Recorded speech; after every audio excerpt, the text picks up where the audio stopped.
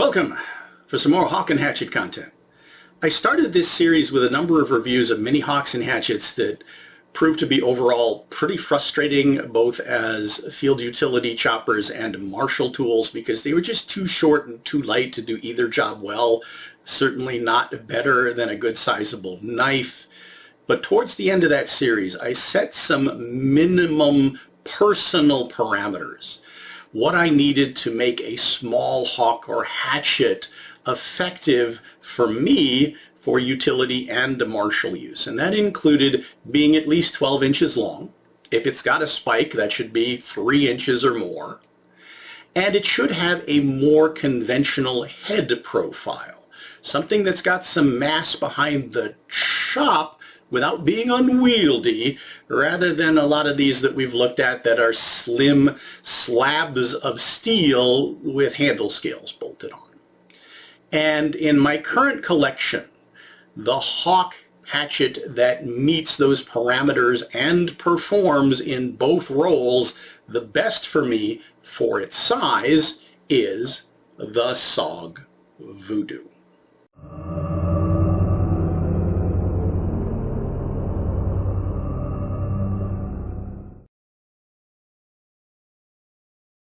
Let's get the sheath that it came with out of the way first, because when it comes to these nylon open at the top sheaths, I just really don't like them. I mean, they do the job in terms of safe and secure carry. They're lightweight. This one comes with a kind of a canted belt loop and also some other points you could attach to your gear with.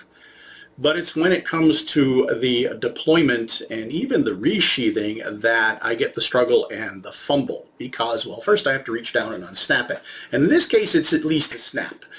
Sheaths like this that have Velcro are worse. But then you have to either reach down and grab the head or push it up from the bottom. And I'm going to guarantee you what's going to happen most of the time is some pointy bit is going to snag. In this case, it's going to be that acute toe. Couple of places that's going to catch, and yeah, that's going to probably damage your sheath and aggravate you, and you can see how much fun I'm doing. Yeah. And it's added to by having this oversized knob at the end that also kind of hangs up a little bit. So what I find myself doing with these, well, there's a couple of options. Especially if they have Velcro. One of the things I'll do is I'll sort of fold that top flap down inside the sheath and use it sort of like that. It's not as secure if it should wind up upside down, but it's a bit less of a fight. The other thing I wind up doing, which is kind of silly, is I actually just stick this thing on upside down. So I'm using it in my forest of a backyard. I'm not going very far. For safety, I'll just stick it on upside down and carry the thing in a loop. Or, better, I'll get just a mask to protect myself from the sharpest parts and carry it in a loop. So yeah, this just really isn't doing it for me.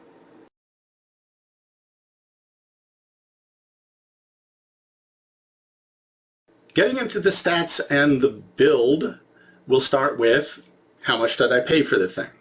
On Amazon, I think they're going for about $52 US, and for that, I'm getting a hawk with a, well, they just call it a stainless steel head, but looking on the SOG website, they let me know it's a 3CR13 MOV stainless steel.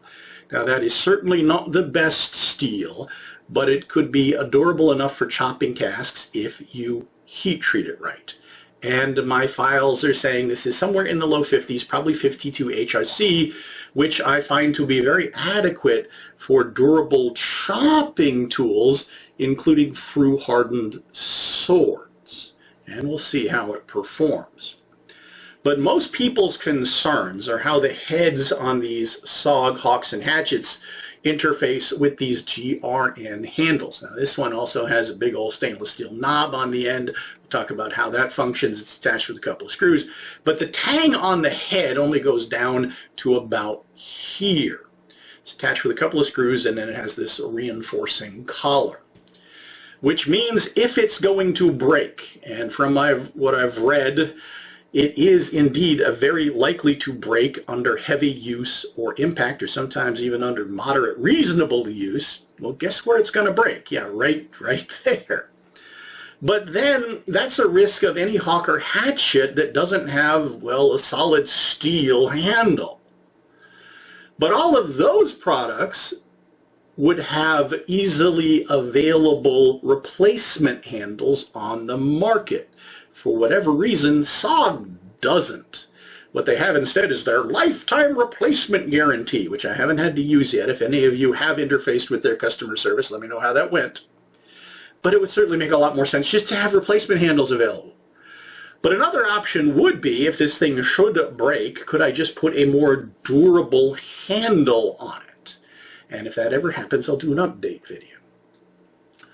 But getting on to the rest of the stats, it is a surprisingly hefty 23 ounces, 652 grams. Yes, I'm looking down at my notes to give you the metric as well as the imperial. With a point of balance, it's sitting right there on the collar between the weight of the head and the weight of the knob on the end.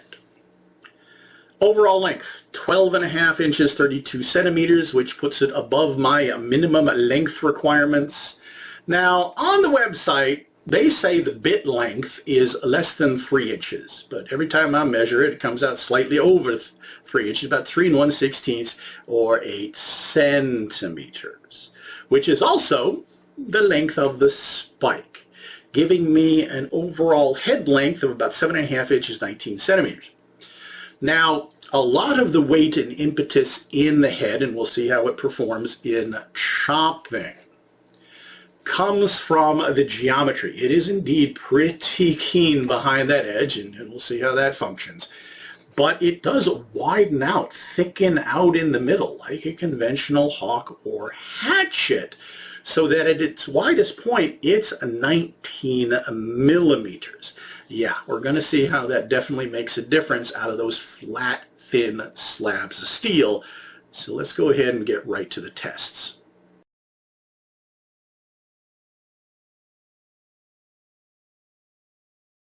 Let's take a quick look at the edge. It comes with a really keen edge bevel. Now this bevel on the inside of the beard is not sharpened. Could I make it sharp? Well, with a little bit of effort. There's about 1 millimeter of blunt on there, but as for the primary bit, it's keen enough. Let's go ahead and try it on some paper.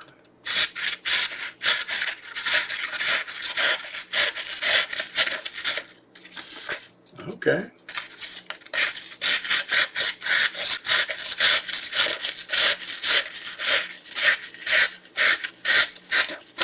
Say for a hawk or a hatchet, that's surprisingly good. How about some cardboard? Yeah. Does want to twist in my hand a little bit. All right. That's not bad. Let's see how it does in the tests. All right, let's break down the test results, starting with the more martial tests first, which means I have to start with throwing.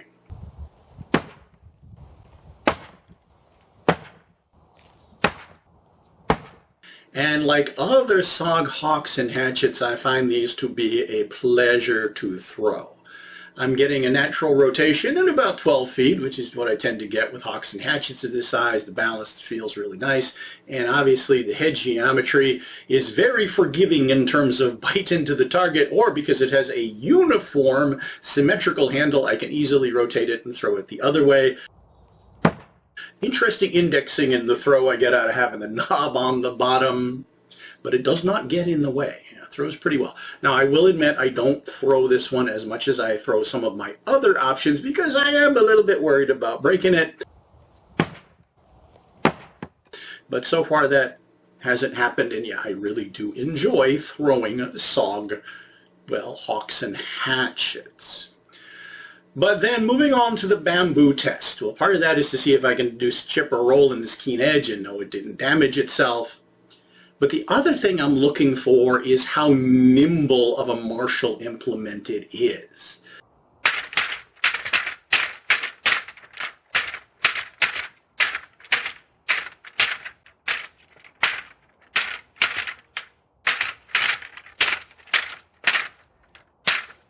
Is it quick? Is it responsive? Can I effectively chase around that target that's sort of bouncing around? If I short stroke it, I'm going to miss it. If I long stroke it, I'm going to hook it. And this, at least, I feel has enough length here that I'm not too worried about my hand should I hook something. We'll talk about that more in Marshall. But yeah, it did a great job. It was very responsive for me, very confidence-inspiring, and it has the distinction of cutting through, well, at least the current piece of bamboo.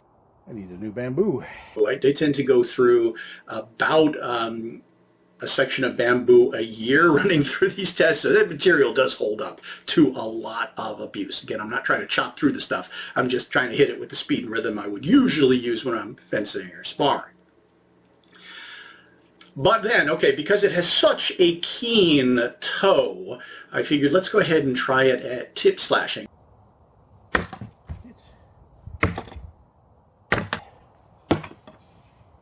And yeah, it did pretty good, but because of the angle of the bit, it did catch and hook the target and throw it off the stand pretty often.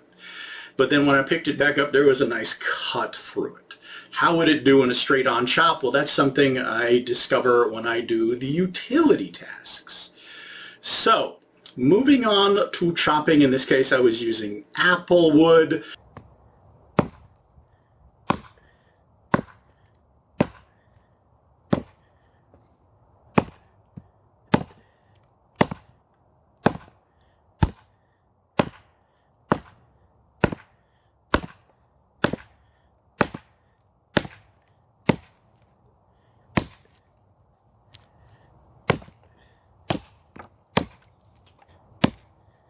Size, definitely.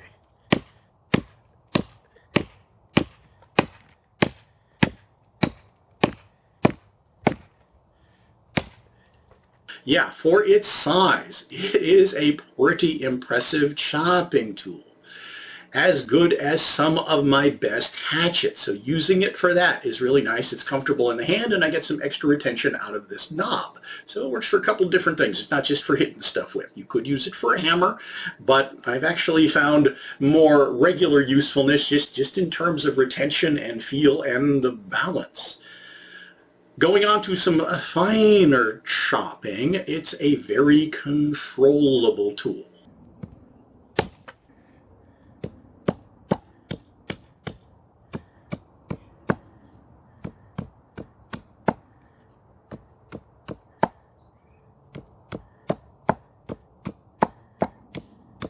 So it's got a keen edge, I've got good accuracy with it. And finally, trying to do a little bit of carving with it. Okay, this is a little awkward to grab up here. It has these odd, like, blunt serrations up here. I suppose there's a couple of different ways you can grab it, or maybe that's used to help you hook stuff, and we'll talk about that more in Marshall handling. Perfect.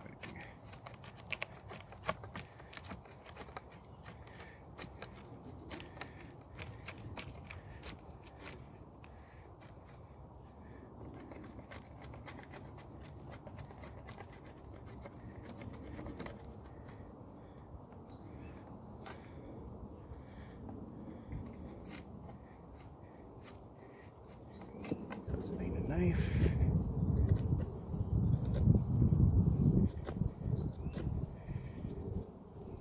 Pretty good. Well, again, it ain't a knife.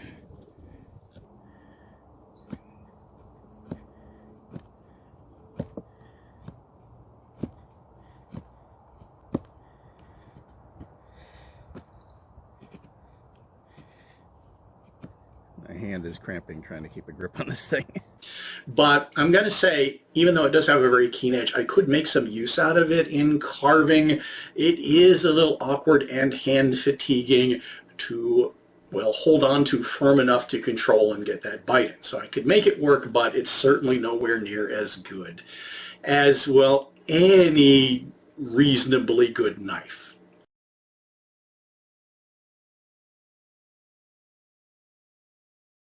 Before I get to the awesome Marshall handling characteristics of the Voodoo, I wanted to make a few quick comparisons to other SOG hawks and hatchets. And I will be reviewing all of these soon, I promise. But they all do have the same structural concern of having a tang that goes down to about there, secured with a couple of screws, reinforcing collar, to a GRN handle. So risk of breakage is high. Availability of replacement handles online is, well, if any of you have found compatible handles, please let me know because I'm not having any luck. But they all also have this head geometry that instead of a thin slab of steel, it widens out significantly towards the handle, putting a lot more mass behind the bit for chopping, and that also alters the balance for other things. I think this design is far superior to those slim full tank slabs of steel. So let's go ahead and start with the classic tactical Tomahawk, which you can see is quite a bit longer, but only a little bit heavier. It does have some nice mass in the head there behind the bit. So I feel like it has a reasonable amount of potential as a chopping tool, but it is kind of a short bit at a weird angle, so not my favorite for that. If it's what I had on me, I could make use of it, but I feel like it does much better as a martial implement, and yeah, it's a pretty darn good thrower. Let's go ahead and go down to its little brother. Looks just like I shrunk the thing. The Fast Hawk, which is a shave shorter than the Voodoo. Barely squeaks into my minimal size requirements, but it is significantly lighter. Still has some good mass in the head, but because of the small bit at the kind of odd angle, it just doesn't work for me very well as a chopping tool. Maybe for small jobs, again, if it was what I had on me, I could make it work, but I feel like it has more potential as a martial tool, and this one is an awesome thrower. Also, being smaller and lighter means easier to carry. Speaking of which, in a utility tool, we have to talk about the SOG camp hatchet. Now, this one is shorter and a bit lighter than the Voodoo. I would almost put this in the same size class as those mini hawks and hatchets. But because it has more mass in that more conventionally shaped hatchet head with the hammer pawl, yeah, I'm getting good mass behind that keen edge. So it's proven to be, for its size, a pretty effective chopping tool. Plus, I can choke up behind that beard and use that edge a little bit as a utility tool. Again, any good knife would probably be better, but if this is what I had in hand at the time. And speaking of which, yeah, when I was getting the new place ready to move into, this was by my side a lot of the time, and I put it to a lot of use for a lot of different things, including using it frequently as, yes, a hammer. And it's light and easy to carry. So yes, review pending, but let's go ahead and get back to the topic at hand.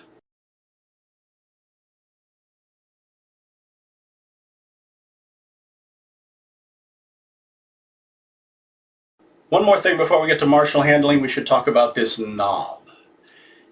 If they're intending it to be used utility-wise as a hammer, well, first off, it's come a bit loose in throwing, so I don't think it's built to take any serious impact. Could just be another failure point on the handle.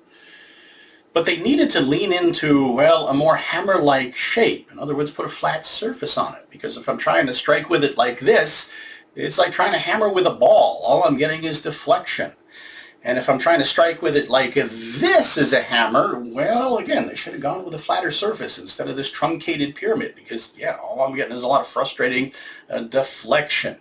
But utility-wise, I do like what it does for the feel of the Hawk in terms of the balance and the hand retention. We'll get back to that in martial handling as well.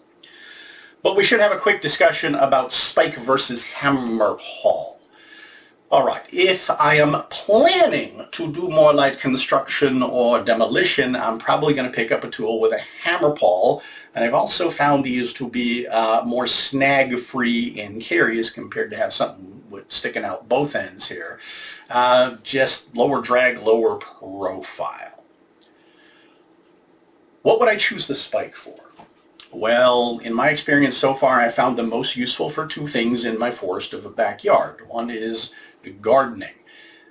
I'll use it as a digging tool to cut through the grass and the roots and the weeds and start a hole, and it's certainly going to save my nice keen bit. Now, spoiler alert, we will be reviewing a Tomahawk that I actually use both sides for things, including digging. It's held up just fine.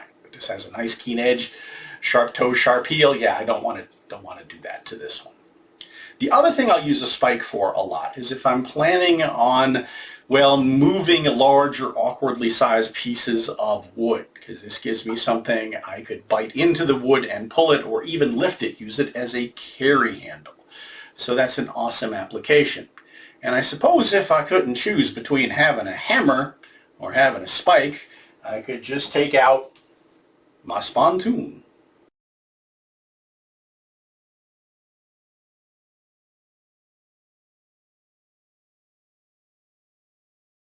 Finally, marshalling, lots to unpack here. You saw the comparisons. I feel like the Voodoo sits in a nice zone between their bigger Tomahawk and their smaller, lighter Fast Hawk.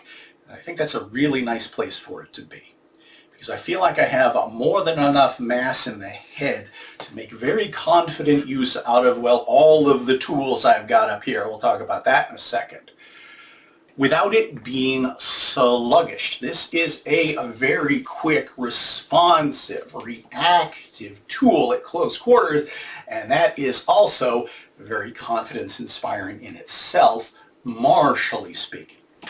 Now, would I like a little bit more length to it? Not only to give me more reach, but also a sense of hand safety. Should I be hooking something sharp or finger smashing? Well, yes, but there is a trade-off where having it a bit shorter, well, certainly makes it easier to carry, but also maybe handier at closer range. I also like throwing the smaller ones better. But I think the knob adds to the magic here. Now, I'm going to say that when it comes to deploying from a loop or certain other kinds of sheaths, there might be some snag on that knob. But otherwise, martially speaking, I really love what it does. Well, one, hand retention, but also does a certain magic to the weight and balance of the overall weapon, because it adds a little bit of mass, but doesn't put too much up here. So it's not taking away from its responsiveness, its nimbleness. It's actually, I feel like it's adding to it. Now, would it have any other uses? Could I do a high reverse grip and use it as a little mace? Well, one, it is kind of light, and two, as I mentioned, I don't think it's really built to take that kind of impact, but I could certainly use it to pommel strike with at very close range, so there's that. So yeah, I kind of like the knob martially speaking. But back to the business end. All right. That mass in the head, compared to a thin, flat slab of steel, yeah, I really feel confident in what all surfaces can do for me. And that includes being able to strike with the flat, or parry with the flat. I could use the length of the head to strike with, but also to push, parry, control with as well. So that's a nice feature, especially for its size. On the bit end of it, well, very keen edge, very sharp toe, which I can not only slash with, but also thrust with. And of course, how pointy that heel is on the beard, yeah, that's going to bite in on the hook. And then I've got the spike. Now, I could lead with the spike, but I've also found the spike is very useful for back striking actions, which not only can get around corners and give me some other angles to work with, but I found having this double-ended weapon set is very good when I am hooking and controlling with the weapon. Because one of the things I found working with implements like this that do a lot of hooking is, well, one concern I have is I'm using this to control one of my opponent's weapons. That for at least part of a second, it's busy doing that. So that might cost me an opportunity, or might leave me vulnerable to another one of my opponent's weapons. So I would feel certainly more confident pairing it with something else that I could use to, well, close those openings or take advantage of those opportunities while I'm hooking with this. And we'll talk about that more going forward. But having a spike on the back allows for rapid reversing actions out of any of those hooks and controls. And that's with either side. If I hook with the bit, I can come back with the spike. If I hook with the spike, I can come back very quickly with the bit. And that is awesome for being able to work quickly and unpredictably in tight openings, which makes me really, really appreciate these tools. The more I work with them, the more I've come to love them. Now, when it comes to hooking, I also feel like that might be why these serrations are here, because I haven't found any other use for them. Might help me catch and get a hold of certain things. They might just be there to look cool, don't know. Am I going to sharpen this bevel under here to give me more cutting action on the hook? Maybe. It's kind of an awkward angle to get to with my tools, but I might get to it eventually. I also appreciate having metal reinforcement up here. We are going to be looking at some hawks that do have these FRN, GRN polymer shafts and are just plastic up here that I feel like would potentially take more damage from hooking and overstriking and things like that. So having more metal up here, I feel like this might make it a bit more durable. I still worry about it snapping off probably about right there one day. Again, let me know if you found any sources for replacement handles for these. But let's talk really quickly about other grips. When deploying the thing, yeah, it might wind up in a high forward grip, which I can use, as I describe, as kind of a weird punch dagger. So I can slash with the head, I can punch with the toe, and I can even kind of do a ridge hand strike with the top of the head. So that's nice. There's also the high reverse grip, which might be something I do with a bigger implement, and we'll be talking about those soon.